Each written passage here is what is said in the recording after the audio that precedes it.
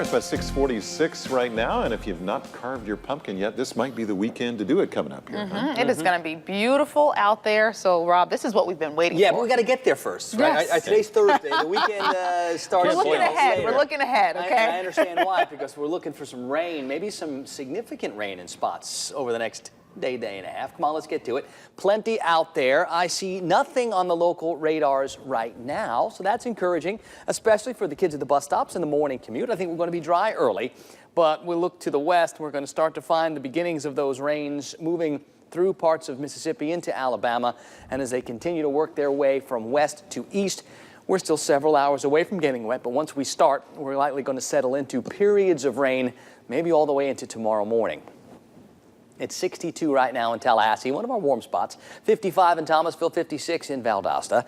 79 was the high, or the normal high. We made it to 80 degrees yesterday. We're supposed to start in the mid-50s. Got a lot of areas that are in the mid-50s. Thomasville, Moultrie, Tifton, all at 55 degrees. We're at 57 in Monticello. We're at 57 at Quincy and Bainbridge. So a pretty seasonable start out there for our region. Whatever breeze we have is out of the northeast. It's going to turn a little bit more southeast before all is said and done.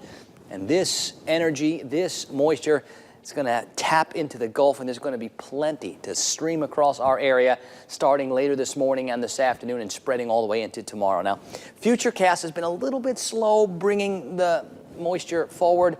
It's still going to take a little while. The air right here where we are is still a little dry, so it's going to take a while for things to moisten up enough. But I think maybe before lunchtime, we start to talk about some of those rains moving in, and then as we go through the afternoon and the evening, yeah, going to be pretty wet kind of setup, and I think that's going to linger all the way into tomorrow. Now remember, when we talk about periods of rain, it's not all the time heavy downpours.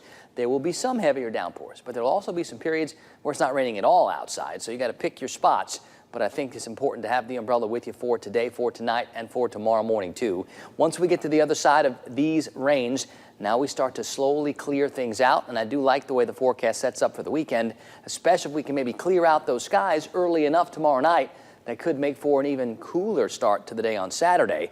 And I think we bring in another wave of colder air starting next week. So we've got things trending more fall-like. Just got to get through this round of rain first.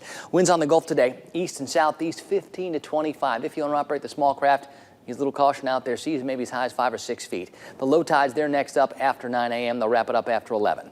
50s and 60s. Clouds increase this morning. Rain chances are going to crank all the way up to about 80% by this afternoon. It's going to rain at times, multiple times, by this afternoon and tonight. I think the warmest spots can make the middle, maybe even upper 70s, and I'm talking eastern areas where the rains take the longest to get.